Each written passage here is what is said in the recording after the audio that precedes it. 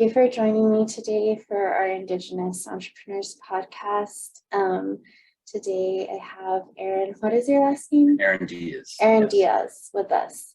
So first off, I just want you to introduce yourself, name, background, what tribe are you from, what part of New Mexico? You bet. Thanks for the invitation. Happy to be here. It's a beautiful spring day, getting ready for some of our last plantings coming up. Of course, my name is Aaron Diaz. I'm a member of the Isleta del Sur Pueblo, which is in El Paso, Texas. Of course, anybody who knows their extensive histories knows that tribe's relation to the Pueblos of New Mexico as well. Our farm is actually a family-owned farm between my brothers and I in the Estancia Valley, which is about 40 minutes southeast of metropolitan Albuquerque area. And we grow on the Estancia Valley since 2018, 2019. So it's a family operation. It's every one of my brothers, or it's four of us. We've been involved wholeheartedly, all invested. It is our business, and we treat it as such very seriously, but we still try to have a little fun, especially working with family. It's kind of a balance that you definitely have to find, but we're very grateful to be in this journey of entrepreneurship and growing our business together. It definitely makes it a little easier. Awesome. So what is the name of your company? Oh yeah, that's right. Our company is, we have Campo De Oro Farms, which is our ag production company. We have crops that we grow with Campo De Oro. And then we have Leaf and Tackle LLC, which is it's kind of our consulting, as well as we do a lot of agriculture development, a lot of collaborations through Leaf and Tackle, as well as distribution for certain products, value-added products, or general products that we produce off the farm. And then, of course, we have one of those products is Be Hempful. Be Hempful is our full integrated New Mexico sun-grown CBD wellness brand. And we have 25 different products with Be Hempful. Be Hempful, of course, starts at the farm in the form of the hemp plant that we grow there. And of course, we plant in the May, June, July, depending on weather environment, and we harvest in the fall. But once we process that, we make all that beautiful hemp byproduct, the CBD, into the Be Hempful product. Do you guys sell at the rail yards market? Yeah. I think I've seen your products there. Yeah, we're very active in the farmers markets and local makers market space. It's a very open and equitable platform for anybody. That's not just our farm, but anybody who's even a maker. It's a really good platform to I'm sure we'll discuss that more, but to kind of seek out those platforms where you can go and meet eyeball to eyeball the customer. And that's where we really, for us, we've really found that to be, whether it's the Albuquerque Rail Yards Market, the Albuquerque Downtown Growers Market, El Museo de Cultural has a Museo Mercado on the weekends. It's in Santa Fe, New Mexico. It's been extremely done well for us. We've built so many great client relationships, and as well, everywhere we do these markets, we're also building community. It's not just about the customer, it's also building community with the vendors, that you're sharing platform space with. A lot of these vendors, whether they're indigenous or minority or man, woman, we all share a lot of the same struggles being small business individuals. And we need to remember that, especially on market days, because it can be hectic. Yeah. So I definitely want to get into some of the struggles a little bit later. But first I want to you kind of went into it, but I want to learn more about how and why did you start your business? You bet. So 2018, really in the mid 2000 teens, we saw hemp. Sorry, gotta make sure I'm not leaning out too much. Forget the recording. The national movement and a local state movement to legalize hemp production and hemp use, byproduct use, finally came to the tipping point in 2018 when it was legalized both in New Mexico and on the federal level, 2018, 2019, during this time frame. And that opened an opportunity for hemp farmers, established farmers, new farmers, people that are just kind of looking to grow this hemp plant that has been really hasn't been cultivated since the 1940s. World War II, there was a need for industrial hemp, and for all the industrial capabilities that hemp had to offer. And the Department of Defense actually worked with the Department of Ag to get farmers to switch from soybean and corn crops to switch to hemp fiber, and that helped with the war effort, of course. But since then, there was no hemp production. I didn't wake up just saying, "Oh, now I can grow hemp. I'm going to start a hemp farm." Obviously, I have an injury, sports injury. That I've had since I was a teenager. I had it, I first experienced it when I was in high school, football player, rough sport, be careful out there for those youngins. But I had an injury, and I had been on pharmaceuticals, doctor prescribed pharmaceuticals for a very long time. I was a very good student athlete. I went on to college, I competed club sport, I did all that. But I was, managing it through pharmaceuticals. There was a point in my mid-20s, I'm 35 now, I'm about to be 36 in a couple of days. But I felt like the quality of my work and the quality of my life just wasn't as good as it should be. And pharmaceuticals work for a lot of people, so I don't want to talk bad about it. But people should make their individual decisions and look for options, especially healthy alternative homeopathic options. And hemp-derived CBD, cannabis, those are things that are very natural. They are alternatives. They grow out of the soil and the ground, just like you and I do. Yeah. And within moderation and a good source of course, these medicines, that needs to be considered. But that's kind of what brought me and my interest into growing and cultivating hemp and cannabis, was as a safe, effective, quality product for myself at first. And then, having a little bit of an entrepreneurial itch, as well as my family being very entrepreneurial focused, oriented. Not many families are, but we're kind of like second generation entrepreneurs. I decided to have a conversation about the realities of it with my family. That was my support system, a very close-knit family. In my other jobs that I had at the time, some of it's affiliated with, regulations and law and legislation, and kind of kept my ear to the ground, like, hey, this is happening. The hemp production's happening. So cannabis was not legal at that point. Remember, cannabis prohibition just ended about 2022 was the first April 2022. So we're coming up on just a year of the end of cannabis prohibition. But at this time, we saw it as a way to, hemp's a great plant, CBD is legal. There is a market need. We're users of myself. I need that CBD, and I want to offer, and I can do a better job of what was being offered. So we formed our company, Campo De Oro, our farm, and we applied and were awarded a hemp license. And we've been growing and learning a lot since then on how to grow a better plant, on how to build a better business, how to just be a little better every day, every season. And there's a lot to go from there. And then of course, being so new, although agriculture is very ingrained in our family, a lot of our families, Indigenous, Hispanic, even American families that have come, we have agriculture backgrounds, just skip generation. We all have that plot or that piece of land, right? That's in the family, and that's there for a reason. It's because it is in us. And my brothers and I, we really had that in us, and we felt like it was a good time, a good synergy, timing, and we pursued it. And thankfully, we're still in business. It's business in general, as you know. Doesn't matter what it is. That first 5 years is pretty brutal if you make it to year 2. But here we are, 2023. We're going on 4 years now. So we're working through these crucial years where you kind of have to face realities, adapt. See, sometimes that business plan, you don't foresee scenarios or dynamics, and that's business.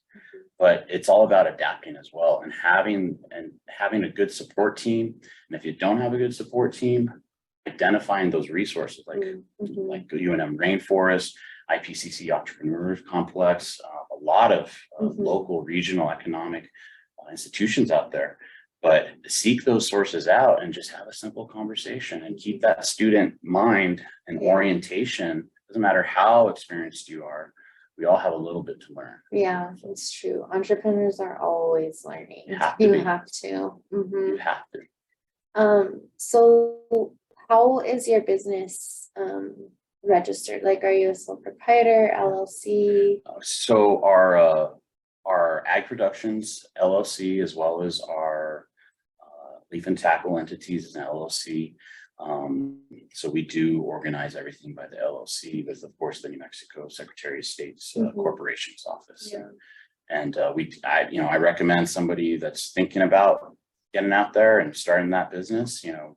You know your model and yourself the best. Don't let anybody tell you how to do it, what's best, but look at all the different models, sole proprietorship, LLC, and then of course ask an expert what might be best for your scenario and your environment. Not everybody's the same. Not every business genesis beginning is the same. And sometimes that sole proprietorship is just the easiest thing to get going. But there are advantages with that LLC. And my family, our family company, we believe even though we're family and we're related, and having that formalized business set up, not just for the tax structure, but also for the workings of the business. It's really important to have that formal documentation in place.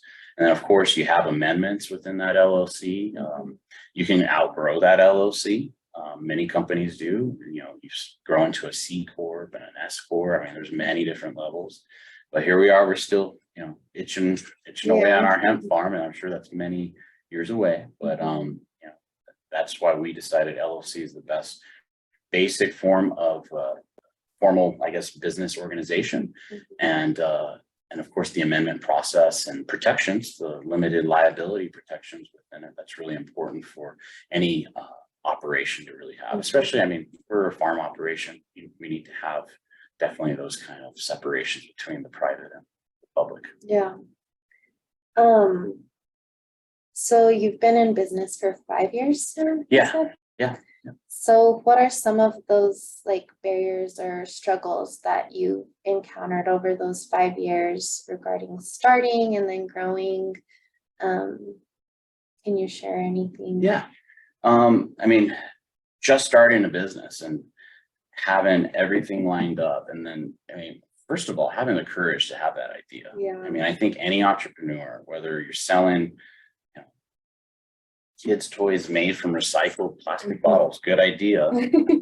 Send me 10 cents for every 1,000 units. I'll take it. I'm kidding.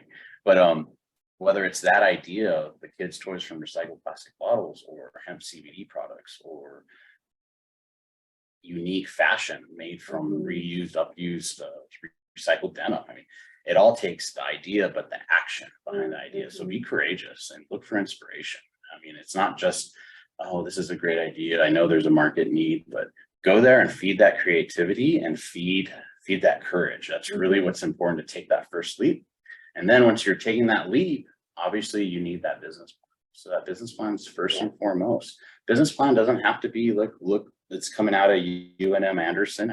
It's easy. Just put down, what your original thoughts are of why you need this business, what this business is, and then go online and look for resources. I'm sure the UNM Rainforest and many other offer kind of text convenient, easy business plans for people to use as samples, right? That's kind of easy. It's out there, but you just have to organize your own thoughts of what your business is. Who are you serving? I think that's a big one. Who is the clientele? And then how are you going to do it better than what's out there? And of course, can't spend. This principle, this business principle, you got to spend less and profit more. But starting early and having an adequate business plan will allow you to see where maybe your errors will be in the beginning. And then of course, always be open. So starting for us, it was having that business plan, formalizing that relationship of who the partnership is, what our goals were. Of course, dealing with hemp and cannabis, there's a little added layer of regulatory compliance. So there's other dynamics as well, especially with our business in particular was adapting and making sure that our business was in compliance while getting into this brand new industry. And then because it was a brand new industry, aside from the conventional business issues, the market dynamics of that industry, we came in when there was a certain price, per gallon, per bushel for hemp CBD. And I mean, the market price dropped phenomenally and it really crushed the industry. And we're very grateful to still be around, but that took a lot of adaptation, a lot of sacrifice and struggle.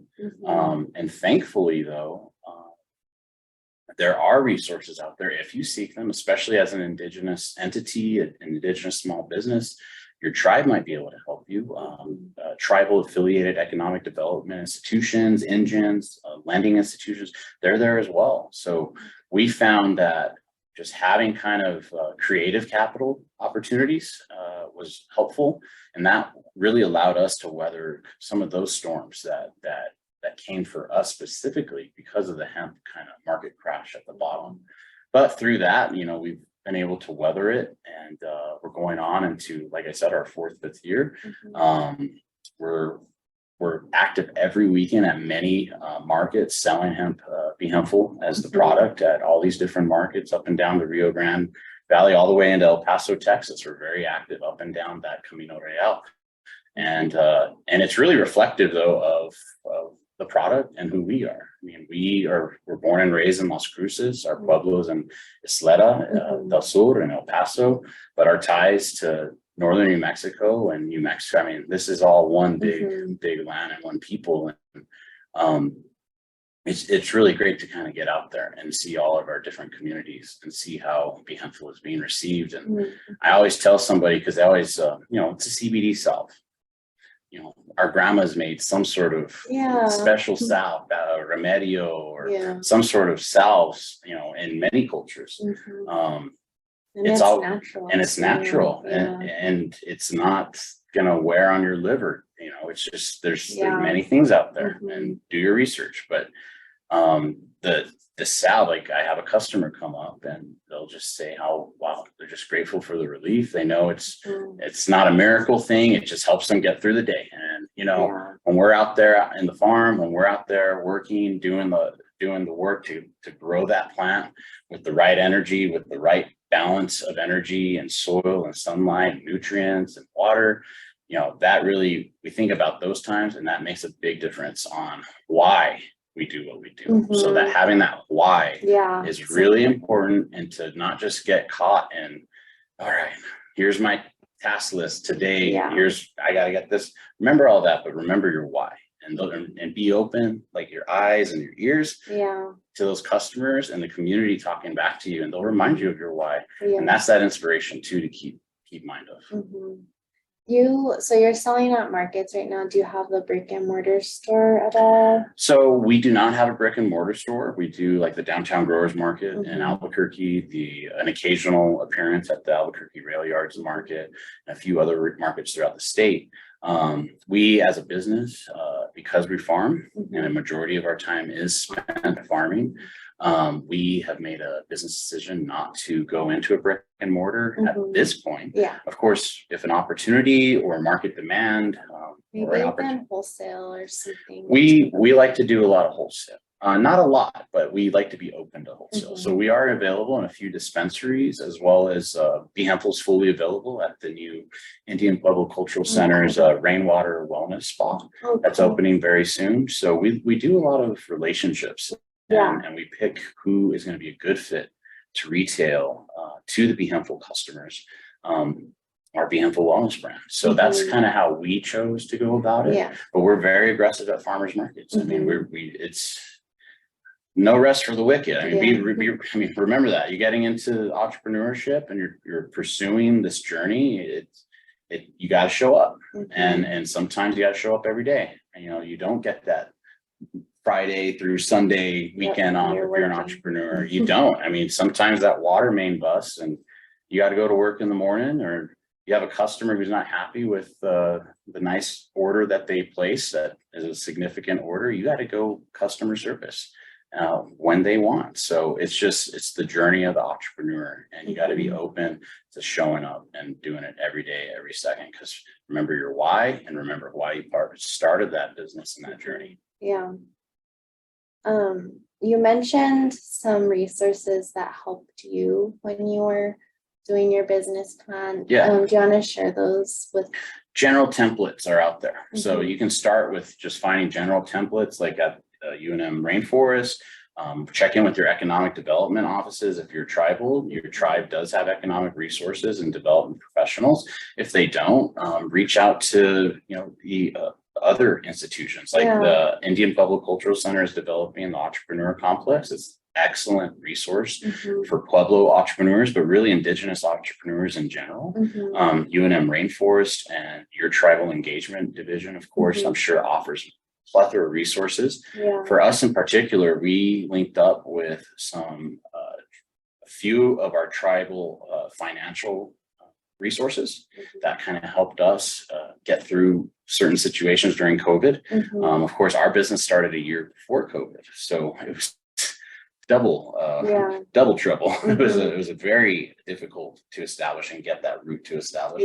But we did it through networking, finding additional resources if we needed it through our tribal network, using economic development professionals if we had a question on whether it was just business administration, regulatory issues, and even finance questions.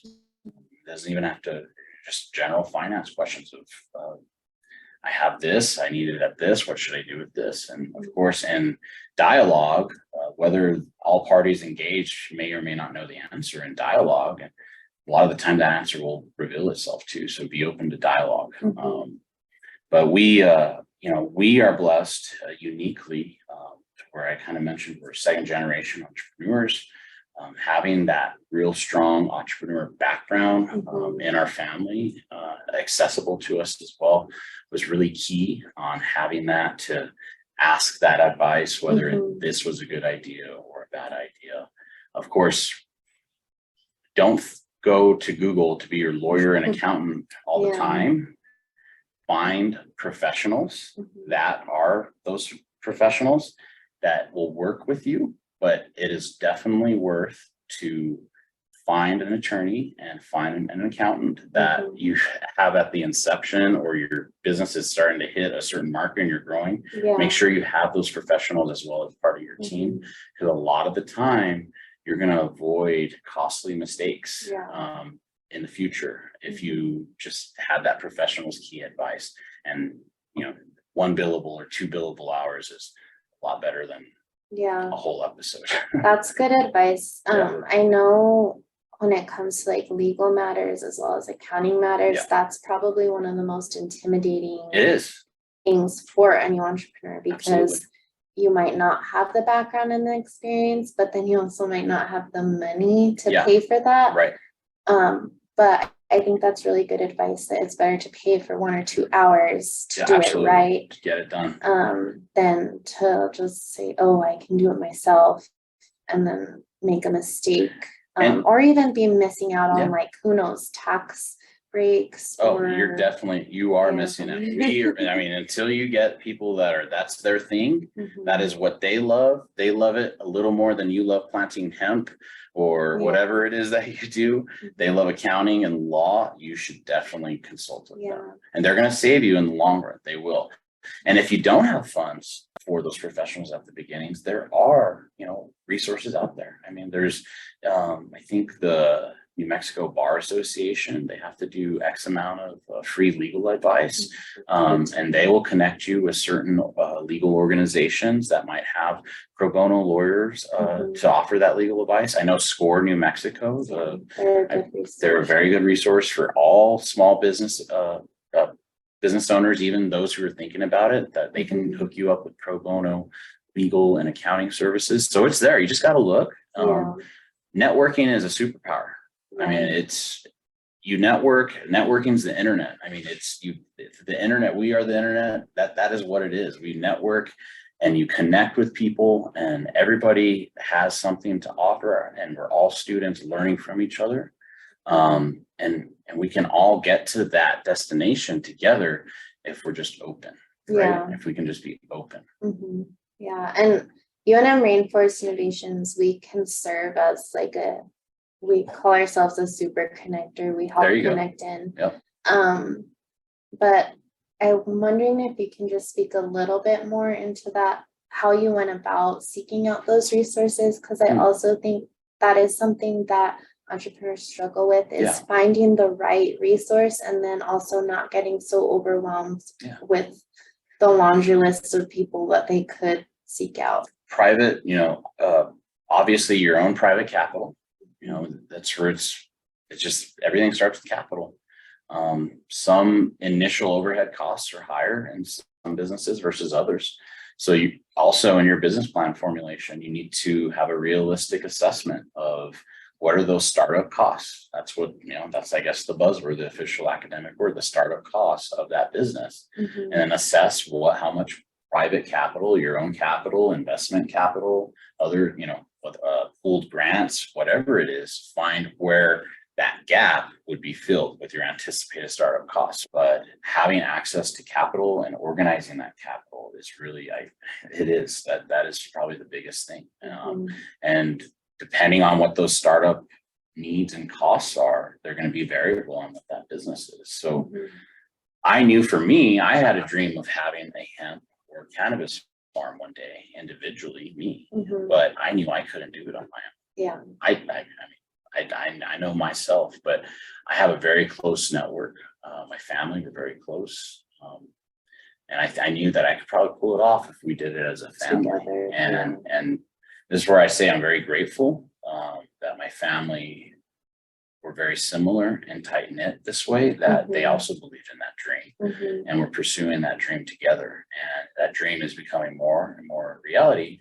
We wake up with it. We're in the soil with it. We're toiling with it. I mean, it is here. So we're working on that dream, but it is that capital that was the major barrier. I don't want to. You just had to figure it out. I mean, I didn't have a farm, and then, now Campo De Oro exists, and all our ancillary business ventures and services. A lot of, you start a business and you'll see that, hey, in the midst of operating your business, you're going to see opportunities for other business, because that solution is not being, it's not dealt with yet. Nobody has given that, or you could do it better. So ancillary services are going to pop up. Those ideas, be observant of those, because you might start off with a business selling this, and you might end up with this, selling this, because this got you there. So also be observant of that process. And not be afraid to pivot. Or got to be a little bit. What do they say? Have multiple streams of revenue. So that's important. That is very important, even in a business. I mean, diversifying, right? That's the big thing.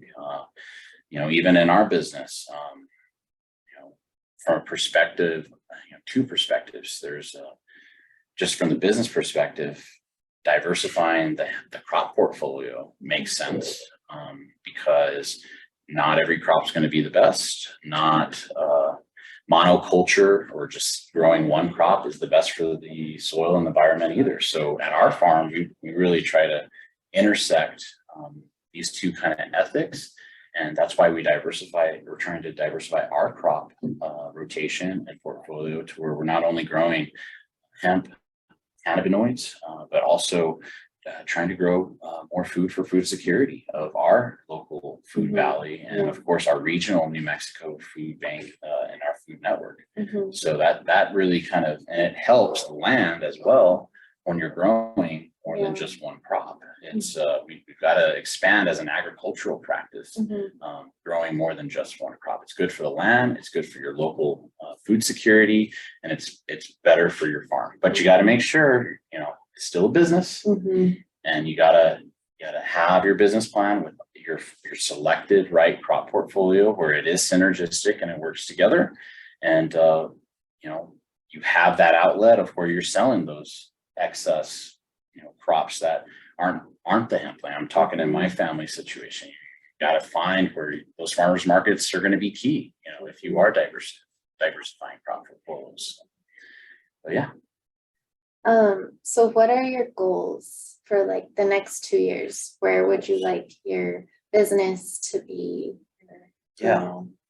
The long-term goals, and that's really important to keep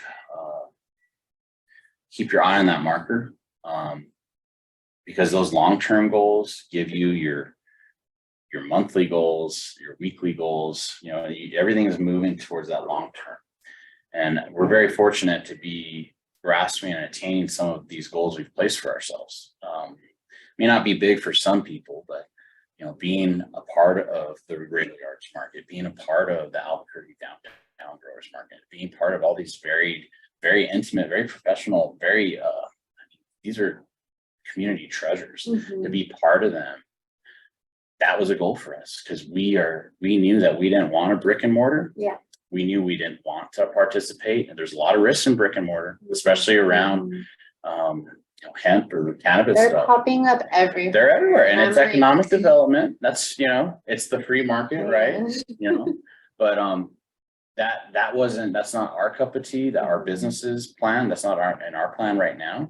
So we have to be aggressive. So to get into these markets, you know, those were some goals for us. Well, I mean, so some of my goals, they're kind of highfalutin, but those goals should be like that. That way they filter down, and you'll get that, you know, reverse triangle, that filter down, and you'll figure out, wow, those are the steps I need to take to get to there. So some of, you know, as our company continues to grow, unintended, both as we continue to grow, it's having our product in more platforms, more establishments, whether that's through the wholesale and retail game, or maybe we will have our own establishment, a brick and mortar, that comes about through customer demand.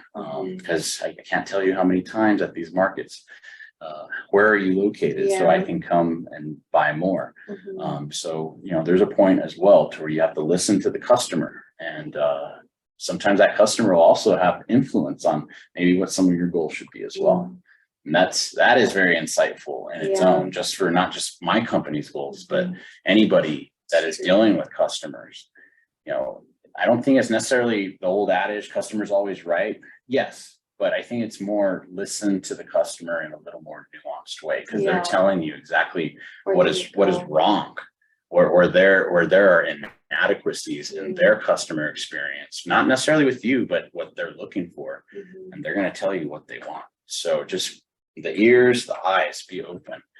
You know, don't talk as much. It's hard to do on a podcast, but you know, just listen, really listen to the customer, listen to your community. Yeah, that's really, really good advice.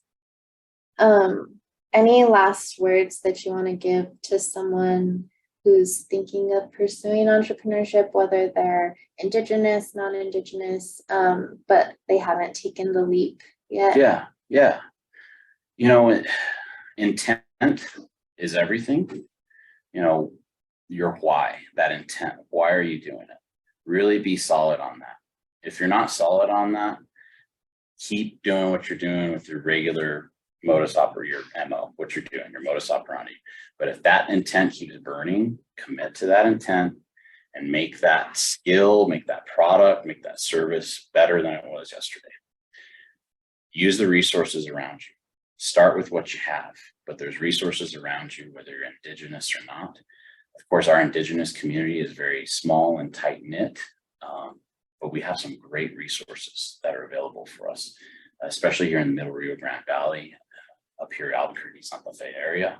But I know that a lot of these institutions are ever expanding, trying to grow out of New Mexico, out of the central area, and more out into, you know, New Mexico is a big state, and you know, sometimes tribal land is even further away from these resources. So it's really important to network and find where you can find those resources. Ask questions, community colleges, tribal community colleges. There's even creative capital outlets that might help with microloans. You know, not everybody is going to be able to put a business plan and adequately ask a finance institution for $50,000 loan, but there's places like New Mexico Community Capital. Yeah, they're doing excellent work in the field, especially with our indigenous community. We haven't benefited or applied, but I know they're doing excellent work, and I'm just using that as an example. Find those creative outlets, creative capital outlets, creative human capital outlets to see where you can collaborate, and you both can collaborate and find in that process, mutual benefit. So take that, find that intent, find that why, make it better. Network, but just don't be afraid to show up. Don't be afraid to be the one out there. That's part of it. Building your business, building your brand, you have to show up and you have to be visible. You have to also give back. I mean, it can't just be, building the business and the brand and then, paying the overhead costs and then trying to pay yourself. I mean, that's great. We all need to do that, but also remember to give back to the community that is supporting you and lifting you up. So I believe for every, dollar you give out into the community, tenfold will come back to you. And if that's not a dollar, but an action that your company or you can do, that action will come back tenfold too. So be a good community steward. As an individual and entrepreneur, you're taking a leap, you're automatically a leader. And just remember that. That's true. You're not going with the flow too much. You're kind of setting the pace. But also remember, obstructions, rocks, boulders, they're perceived obstructions. They're not really there. Remember, water does flow over, under, and around. So you can flow a little bit, but don't let those obstructions stop you from progressing. So that's really good advice. But trust those people around you, whether they're your partners or not. They want to see you succeed. If you have a group and people around you that aren't wanting to see you succeed, remember that too. That should be a lesson too. Don't be afraid to dream. I mean, hook up with UNM Rainforest. All those resources out there, they're there to help any nascent dream become a reality and root in our community. Because when we all root, I mean, it's a more vibrant community. And I hope to see more exchanges like this in the future. And that's true economic development. Absolutely. Not just creating a business for yourself, but giving back to your community and creating that. We like to talk about the entrepreneurial ecosystem where you're all working together and collaborate. Oh, absolutely. Not everybody can make everything. I mean, you have to have a system, and we're all part of this ecosystem. And I might grow this plant really well, but I can't make the soil viticulture, the fertilizer culture that I need to make my plants grow bigger. But I go to my chemist, soil expert friend down the street. He has a business, we exchange. Wow, vibrant community. And you're keeping that capital in your community. There you go. Exactly. Visit your markets. Visit your market. Not just me, but go visit your markets. They're so important. And if you don't have a market where you're at, it's a big state. Not everybody's here in Albuquerque, Santa Fe. Talk with your community about starting a market. That's a good idea. Because some communities could have a great market. They could have a great market. They don't, because they're just traveling to others, but they could and hook up with your local economic development. Some of these individuals, they're there in an office somewhere, whether it's in Main Street, Albuquerque, or a regional area closer to where you're at, but they want to hear from you and they have resources. So and that's where we can connect people too, because we have a lot of those relationships. And it's hard because, like you said, we're sitting in an office. So sometimes it's hard to reach the people we actually need to reach. So that's where our program kind of helps out with that, because we have boots on the ground people trying to make those connections. Absolutely. But local economic development offices are very resource rich. And they're ready to serve. They're there for you and for us. And we all need a little of that extra. We think we may know or don't know, but these resources are there to be that extra. And it is on our micro level, we all need that little extra. So do your due diligence. Well, I'm going to have to come find you because she's going to be 101 years old. My great aunt. She has pain in her back. And so I always thought it was so funny because she started using CBD to help with the pain. And she would say, I'm going to the marijuana store Oh, to yeah, get my exactly. CBD. To get, Yeah. she's So she's doing a criminal Yeah. thing, right? so I'll have to get her some things from Yeah, you bet. Be Um, Hempful is available, like I said, here in Albuquerque at the Mhm. Downtown Growers Market. Not every Saturday, it's every other Saturday. So we'll be back 2 Saturdays from now. I Yeah. don't know when this will view, Mhm. but we're also available at behempful.earth, www.behempful.earth. You can always order online. For those listeners that are listening to the podcast, and of course our students here at UNM Rainforest, Mhm. we're going to give you a discount code if you wanted to check it out. Use Mountains in the promo code, and you're going to get 10% off. That's Mountains plural, so you'll get 10% off your order. Awesome. Well, thank you. And do you have any like social media or Instagram? Yeah, you bet. You can follow Be Hempful on Instagram at behempful.earth. It's behempful.earth. And our website is, of course, www.behempful.earth. We're also on Facebook. Look for Be Hempful, and Twitter, Be Hempful, at Be Hempful. Awesome. Well, thank you so much for your time. You're very was welcome. Good learning more about your business, and just I think you had a lot of really great insight for entrepreneurs who are either just starting their journey or Absolutely. maybe in the middle of it and just need some guidance. So thank you so much. I appreciate the invite, Cecilia, and keep doing the important work that you all are doing here at UNM Rainforest. We all got to grow from the soil up to be canopy together, right? Yeah. Awesome. Well, thank you.